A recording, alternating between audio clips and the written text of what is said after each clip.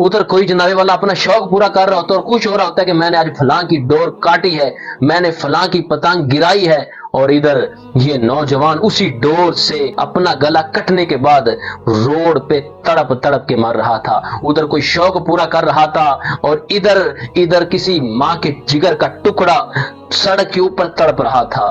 किसी के चेहरे पे जनाबे वाला डोर चल रही है, किसी की जनाबे वाला गर्दन काट रही है, किसी के जिस्म का कोई हिस्सा काट रहा है और हम बेहिस हो चुके हैं, हमारे दिल पत्थर के हो चुके हैं, कोई एहसास ही नहीं है। हम अपने शौक की खातर, अरे ऐसे शौक को चूल्हे में डालो, ऐसे शौक को जला दो, क्या फायदा ऐसे शौक का कि जो किसी की जिंदगी खत्म कर दे। तुम्हारे शौक से अगर किसी की जिंदगी खत्म हो, अरे तुम्हें क्या पता कि एक बेटे को परवान चढ़ाने में, जवान करने में माँ बाप की कितनी मेहनत लगती है, फिर जाके 20, 22, 25 साल की उम्र तक एक जवान पहुंचता है। माँ बाप अपनी सारी जवानी लगाते हैं, फिर जाके औलाद जवान होती है। हमारे मजहब में, हमारे इस्लाम में तो रास्ते से अगर कोई पत्थर भी साइड पे हटाता है ना तो उसको भी अजर सवाब मिलता है।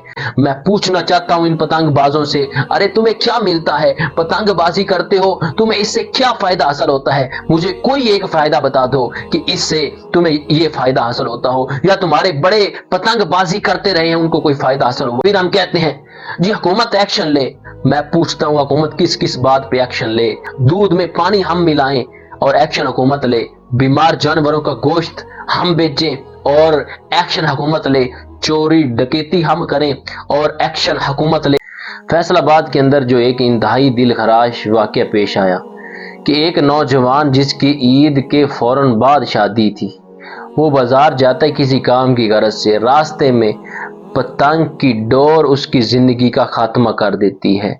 उधर कोई अपना शौक पूरा कर रहा होता है, इधर इसका गला काट रहा होता है। उधर कोई जनाबे वाला अपना शौक पूरा कर रहा होता है और खुश हो रहा होता है कि मैंने आज फलां की डोर काटी है, मैंने फलां की पतंग गिराई है। और इधर ये नौजवान उसी डोर से अपना गला कटने के बाद रोड पे तड़प तड़प के मर रहा था। उधर कोई शौक पूरा कर रहा था और इधर किसी माँ के जिगर का टुकड़ा सड़क के ऊपर तड़प रहा था। उधर कोई शौक पूरा कर रहा था और इधर बेकसूर जान जो है वो जनाब वाला उसका ज़िया हो रहा था।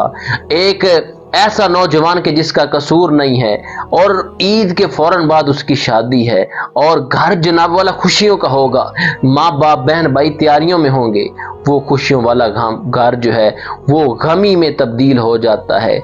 और तुम्हें क्या पता कि एक बेटे को परवान चढ़ाने में, जवान करने में माँ बाप की कितनी मेहनत लगती है, फिर जाके 20, 22, 25 साल की उम्र तक वो एक जवान पहुंचता है। माँ बाप अपनी सारी जवानी लगाते हैं, फिर जाके औलाद जवान होती है। तुम्हारा क्या गया? तुमने तो अपना शौक पूरा किया और उधर जवान बेटे का जब लाशा घर पहुंचा होगा तो वालिदैन के दिल पे क्या गुजरी होगी। हमारा दीन जो हमें बताता है कि कोई रास्ते में गिरा हो उसको उठाओ, कोई जनाब वाला तकलीफ में हो उसकी तकलीफ दूर करो। हमारे मजहब में, हमारे इस्लाम में तो रास्ते से अगर कोई पत्थर भी साइड पे हटाता है ना तो उसको भी अजर सवाब मिलता है। हम किस डगर पे चल पड़े हैं, हम किस रास्ते पे चल पड़े हैं? मैं पूछना चाहता हूं इन पतंगबाजों से, अरे तुम्हें क्या मिलता है? पतंगबाजी करते हो, तुम्हें इससे क्या फायदा हासिल होता है? मुझे कोई एक फायदा बता दो कि इससे तुम्हें ये फायदा हासिल होता हो, या तुम्हारे बड़े पतंगबाजी करते रहे हैं उनको कोई फायदा हासिल हुआ हो। इससे कोई फायदा नहीं होता, वक्त का भी ज़िया है, इससे जनाबे वाला पैसे का भी ज़िया है। कई पतंगबाज ऐसे हैं, पतंग पकड़ते पकड़ते छत से गिरते हैं और अपनी टांगे तड़वा बैठते हैं, अपना भी नुकसान करते हैं, किसी मासूम का नुकसान भी करते हैं। कई ऐसे वाकयात हैं, ये फैसलाबाद वाला एक वाकया जो हाईलाइट हुआ है, कई ऐसे वाकयात हैं, किसी के चेहरे पे जनाबे वाला डोर चल रही है, किसी की जनाबे वाला गर्दन काट रही है, किसी के जिस्म का कोई हिस्सा काट रहा है और हम बेहिस हो चुके हैं, हमारे दिल पत्थर के हो चुके हैं। کوئی احساس ہی نہیں ہے. ہم اپنے شوق کی خاطر، ارے ایسے شوق کو چولہے میں ڈالو، ایسے شوق کو جلا دو. کیا فائدہ ایسے شوق کا کہ جو کسی کی زندگی ختم کر دے. تمہارے شوق سے اگر کسی کی زندگی ختم ہو جائے، ایسے شوق کا پھر تمہیں کیا کرنا ہے؟ کام ایسا کرو جس سے دوسرے کو فائدہ پہنچے، اور ایک دوسرے کو فائدہ نہیں پہنچا سکتے تو نقصان بھی نہ پہنچاؤ. پھر ہم کہتے ہیں جی حکومت ایکشن لے. میں پوچھتا ہوں حکومت کس بات پہ ایکشن لے؟ دودھ میں پانی ہم ملائیں اور ایکشن حکومت لے. بیمار جانوروں کا گوشت ہم بیچیں اور ایکشن حکومت لے. چوری ڈکیتی ہم کریں اور ایکشن حکومت لے.